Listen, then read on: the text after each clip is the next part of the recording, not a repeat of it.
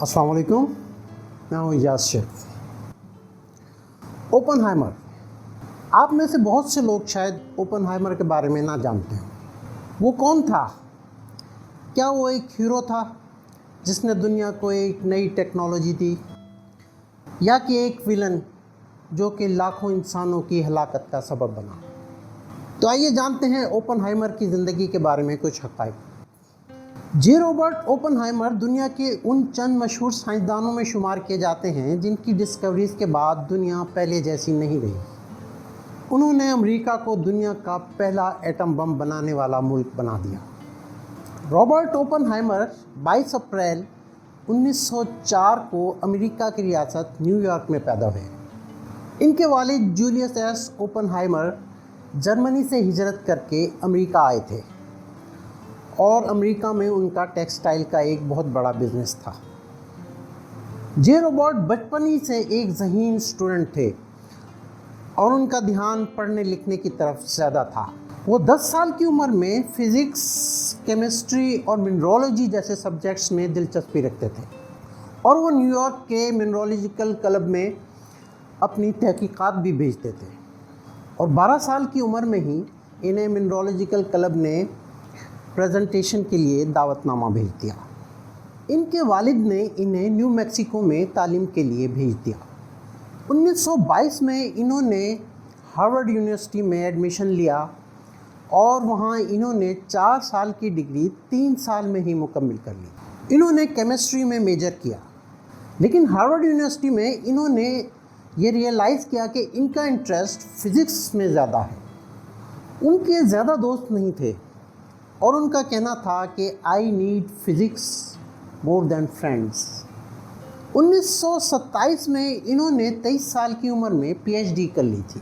نومبر 1940 میں ہائمر نے Catherine Harrison نامی خاتون سے شادی کر لی، اور 1941 میں ان کے ہاں پہلا بیٹا پیٹر پیدا ہوا۔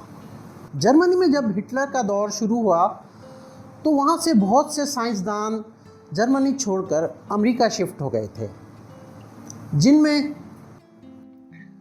البرٹ آئنسٹائن، جان وان نیومین، ہینس بیتھے، ایڈورڈ ٹیلر شامل تھے۔ یہ سب جرمن جوئش تھے۔ رابرٹ ہائمر نے جب جرمنی میں جوئش پر ہونے والے مظالم دیکھے تو ان کا انٹرسٹ پالیٹکس میں بڑھنے لگا، اور پھر 1939 میں ورلڈ وار 2 شروع ہو جاتی ہے۔ اس سے ایک مہینے قبل آئنسٹائن نے اس وقت کے امریکی صدر فرینکلن روزویلٹ کو ایک خط لکھا تھا، جس میں انہوں نے امریکی صدر کو آگاہ کیا تھا کہ ہٹلر ایٹمی ہتھیاروں پر کام کر رہا ہے۔ اس کے لیے امریکہ کو تیار رہنا چاہیے۔ امریکہ کو اس بات کا پہلے اندازہ ہی نہیں تھا کہ جرمنی ایٹم بم بنانے جا رہا ہے۔ اس خط کے ملنے کے بعد امریکی صدر نے یورینیم پر ایک کمیٹی بنا دی۔ ملٹری آفیشلز اور سائنسدانوں کی ایک ٹیم تشکیل دی گئی، جن کو یورینیم پر ریسرچ کرنے کا ٹاسک دیا گیا۔ اس کا کام تھا کہ یہ ریسرچ کی جائے کہ کیسے یورینیم کے آئسوٹوپس کو الگ کیا جا سکے۔ یہاں آپ کو بتاتا چلوں کہ یورینیم جو قدرتی شکل میں پایا جاتا ہے وہ یورینیم 238 آئسوٹوپس ہوتا ہے، اور صرف 0.7% یورینیم 235 آئسوٹوپ کی شکل میں پایا جاتا ہے، اور یہی 235 آئسوٹوپ بم بنانے میں کارآمد ثابت ہو سکتا ہے۔ اور سائنسدانوں کا سب سے بڑا ٹاسک یہی تھا کہ کیسے یورینیم 238 سے یورینیم 235 کو بنایا جا سکے۔ اس پروجیکٹ کو پروجیکٹ مین ہیٹن کا نام دیا گیا۔ اس پروجیکٹ کے لیے امریکی صدر نے لیفٹیننٹ لیزلی گرووز کو پرمیشن دے دی تھی۔ Of the Manhattan Project. I was responsible for the development of the atomic bomb. اس پروجیکٹ کو دنیا کے علاوہ امریکہ کے اپنے لوگوں سے بھی چھپا کر رکھا گیا تھا، یہاں تک کہ امریکی نائب صدر بھی اس سے لا علم تھے۔ امریکہ اس پروجیکٹ میں $2.2 بلین خرچ کرتا ہے، جو آج کے مطابق $24 ارب کے برابر ہیں۔ اس پروجیکٹ کے لیے ٹینیسی میں ایک خفیہ جگہ اوک رج کا انتخاب کیا جاتا ہے، اور اس کو سیکرٹ سٹی بھی کہا جاتا ہے، اور یہاں ایک پورا شہر بسایا جاتا ہے۔ 7 دسمبر 1941 کو جاپان نے امریکہ کے نیول بیس پرل ہاربر پر حملہ کر دیا اور اس کے بعد امریکہ ورلڈ وار 2 کا باقاعدہ حصہ بن جاتا ہے۔ A state of war has existed between the United States and the Japanese. امریکہ اپنے نیوکلیر پروجیکٹ کو مزید تیز کر دیتا ہے اور لیفٹیننٹ لیزلی گروو نے اس پروجیکٹ کے لیے جس سائنسدان کو چنا وہ تھے رابرٹ ہائمر۔ رابرٹ کو جون 1942 میں اس ٹیم کا لیڈر بنا دیا گیا کیونکہ اس سبجیکٹ پر رابرٹ ہائمر نے اس وقت سب سے زیادہ کام کیا ہوا تھا۔ رابرٹ ہائمر اس وقت ایڈورڈ ٹیلر اور دوسرے سائنسدانوں کے ساتھ مل کر نیوکلیر فیژن پر ریسرچ کر رہے تھے۔ نیوکلیر فیژن ایک ایسا عمل ہوتا ہے جس میں ایٹم کو سپلٹ کر کے بے پناہ انرجی پیدا کی جاتی ہے۔ قدرتی طور پر پائے جانے والے ایلیمنٹس میں سب سے بھاری ایلیمنٹ یورینیم ہوتا ہے۔ یورینیم کے ایک ایٹم میں 92 پروٹونز اور 146 نیوٹرونز ہوتے ہیں۔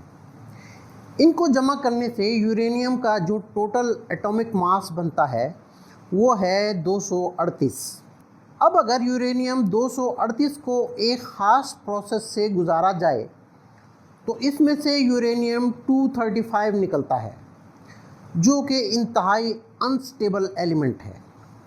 اگر ایک نیوٹرون کو اس یورینیم 235 کے ساتھ کولائڈ کروایا جائے تو یورینیم سپلٹ ہو جاتا ہے اور بے تحاشا انرجی پیدا ہوتی ہے۔ یہ ایک چین ری ایکشن ہوتا ہے اور یہ ریپیٹ ہوتا رہتا ہے اور یہ سارا چین ری ایکشن ہونے میں صرف مائکرو سیکنڈز لگتے ہیں۔ اس سے اتنی انرجی پیدا ہوتی ہے جس سے ایک زوردار دھماکہ ہو سکتا ہے۔ اس پروجیکٹ میں ہائمر کے ساتھ Leo Szilard, Enrico Fermi, Edward Teller, Albert Einstein, Richard Feynman شامل تھے۔ اس طرح مین ہیٹن پروجیکٹ میں 15 سائنسدانوں کی ایک ٹیم تشکیل دے دی گئی اور اسے رابرٹ اوپن ہائمر لیڈ کر رہے تھے۔ سائنسدانوں کے علاوہ اس پروجیکٹ میں 1,30,000 ورکر بھی شامل تھے۔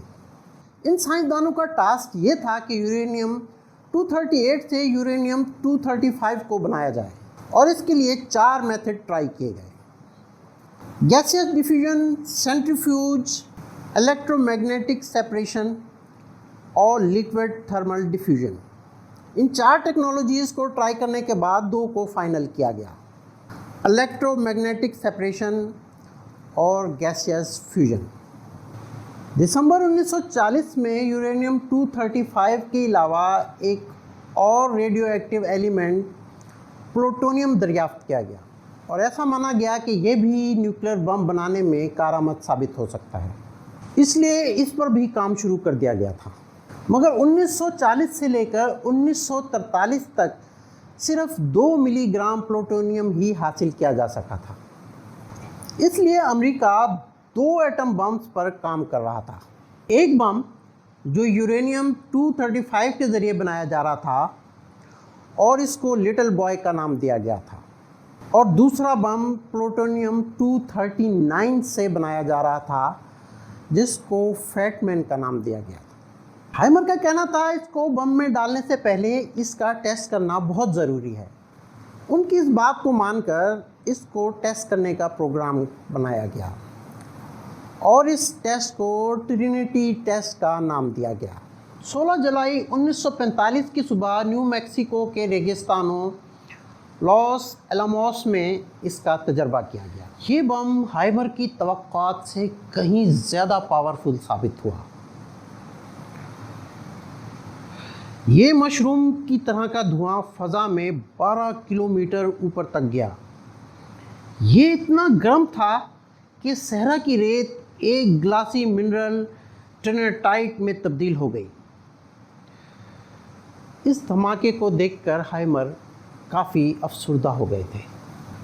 ان کو مستقبل میں اس بم کے ہولناک نتائج دکھائی دے رہے تھے اور ان کے یہ خدشات اس وقت درست ثابت ہوئے جب اس ٹیسٹ کے "Now I am become death, the destroyer of world." Now I am become death, the destroyer of worlds. اب میں دنیا کو تباہ کرنے والی موت بن گیا ہوں۔ دھماکوں کی خبر سن کر البرٹ آئنسٹائن کے جو پہلے الفاظ تھے وہ تھے "وہ از می", یعنی افسوس ہے مجھ پر۔ کہا جاتا ہے کہ 1945 میں ہائمر سیکریٹری آف وار سے ملنے واشنگٹن گئے اور وہاں انہوں نے انہیں ایک خط دیا جس میں ڈیمانڈ کی گئی تھی کہ نیوکلیئر ہتھیاروں پر پابندی لگائی جائے۔ وہ یہ بم بنانے کے بعد بہت پشیمان تھے کہ انہوں نے یہ کیا کر ڈالا۔ ان کو یہ خدشہ پریشان کر رہا تھا کہ آنے والے وقتوں میں مختلف ممالک اس ٹیکنالوجی کو کس طرح استعمال کریں گے۔ اسی دوران سن 1945 میں امریکی صدر روزویلٹ انتقال کر گئے اور ہیری ٹرومین ان کی جگہ اگلے صدر منتخب ہو گئے۔ اوپن ہائمر ٹرومین سے ملنے گئے اور انہوں نے انہیں کہا کہ وہ اپنے ہاتھوں میں خون محسوس کرتے ہیں۔ اس پر امریکی صدر ٹرومین کافی ناراض ہوئے اور انہوں نے ہائمر کو اپنے آفس سے باہر نکلوا دیا۔ اوپن ہائمر نے بعد میں اس طرح کے نیوکلیئر حملوں کو روکنے کے لیے امریکی ایٹامک کمیشن کے ساتھ کام کیا۔ وہ نیوکلیئر ہتھیاروں پر کنٹرول قائم کرنا چاہتے تھے۔ اوپن ہائمر کے خدشات کچھ غلط نہیں تھے، کیونکہ اگست 1949 میں سوویت یونین نے بھی اپنے پہلے ایٹمی ہتھیار کا تجربہ کر ڈالا۔ اس کے بعد امریکہ نے یہ فیصلہ کیا کہ وہ اس سے زیادہ پاورفل ایٹم بم بنائے گا اور امریکہ نے ہائیڈروجن بم بنانے کا فیصلہ کر لیا۔ اس سلسلے میں انہوں نے اوپن ہائمر سے بات کی تو انہوں نے اس کی سخت مخالفت کی اور اس پر کام کرنے سے انکار کر دیا، مگر امریکہ نے اس پر کام شروع کر دیا اور اسے دی سپر کا نام دیا گیا۔ اور 3 سال بعد سن 1952 میں مارشل آئی لینڈ میں اس ہائیڈروجن بم کا تجربہ کر دیا گیا۔ اس ہائیڈروجن بم کو بنانے میں ایڈورڈ ٹیلر نے اہم کردار ادا کیا اور اسی لیے انہیں فادر آف ہائیڈروجن بم بھی کہا جاتا ہے۔ یہ ٹرینیٹی ٹیسٹ سے 400 گنا زیادہ طاقتور تھا۔ 1961 میں سوویت یونین نے زار بمبا کا تجربہ کیا، جو اس وقت کا سب سے پاورفل دھماکہ تھا۔ یہ ٹرینیٹی سے 2000 گنا زیادہ طاقتور دھماکہ تھا اور یہ ایک ایسی ریس شروع ہو گئی تھی اوپن ہائمر کو جس کا خوف تھا۔ ہائیڈروجن بم اور نیوکلیئر ٹیکنالوجی پر مخالفت کرنے کی وجہ سے اوپن ہائمر کے خلاف انکوائری شروع کر دی گئی اور اوپن ہائمر سے کمیونسٹ پارٹی سے ان کے تعلقات کے بارے میں پوچھ گچھ کی گئی۔ اس پر بنیادی طور پر غداری اور جاسوسی کے الزامات لگائے گئے۔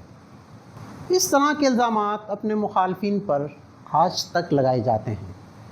روس نے جب ایٹمی دھماکے کیے تو امریکہ کا شک ہائمر کی طرف گیا، کیونکہ وہ ایک کمیونسٹ خیالات کے حامی تھے اور ان کی بیوی اور گرل فرینڈ بھی کمیونسٹ پارٹی سے تھیں۔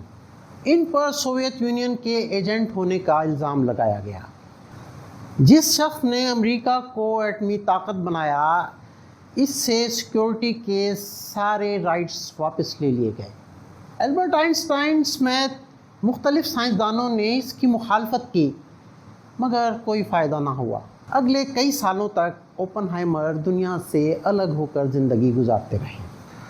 1961 میں جب جان ایف کینیڈی امریکہ کے صدر بنے تو انہوں نے اوپن ہائمر کو آفر دی کہ وہ ایک فری اینڈ فیئر ٹریبونل بنائیں گے جس سے ان کی سیکیورٹی کلیئرنس دوبارہ بحال ہو سکتی ہے، لیکن اوپن ہائمر نے انکار کر دیا۔ اوپن ہائمر ایک چین سموکر تھے۔ 1965 میں وہ گلے کے کینسر کے باعث انتقال کر گئے۔ اس وقت ان کی عمر صرف 62 سال تھی۔ آج دنیا میں 9 ایسے ممالک ہیں جو نیوکلیئر ہتھیار رکھتے ہیں۔ ان میں رشیا کے پاس 6255 وار ہیڈز ہیں اور وہ پہلے نمبر پر ہے۔ دوسرے نمبر پر امریکہ ہے جس کے پاس 5550 وار ہیڈز ہیں۔ تیسرے نمبر پر چائنا جس کے پاس 350 نیوکلیئر وار ہیڈز ہیں۔ چوتھے نمبر پر فرانس جس کے پاس 290 وار ہیڈز ہیں۔ 5वें نمبر پر یونائٹڈ کنگڈم جس کے پاس 225، 6 نمبر پر پاکستان جس کے پاس 165 نیوکلیئر وار ہیڈز ہیں، 7ویں نمبر پر انڈیا جس کے پاس 156 وار ہیڈز ہیں، 8ویں نمبر پر اسرائیل جس کے پاس 90 وار ہیڈز ہیں، اور 9ویں نمبر پر نارتھ کوریا جس کے پاس 40 سے 60 وار ہیڈز ہیں۔ ایک خوش آئند بات یہ ہے کہ پچھلے 80 سالوں سے کوئی نیوکلیئر ہتھیار استعمال نہیں کیا گیا ہے۔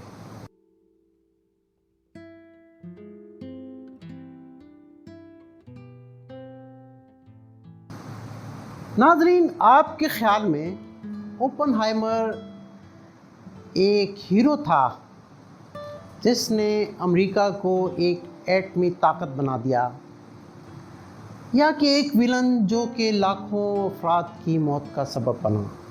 فیصلہ آپ نے کرنا ہے۔ نیچے کامنٹ سیکشن میں ہمیں اپنی رائے سے ضرور آگاہ کریں۔ اپنا اور اپنے چاہنے والوں کا خیال رکھیے۔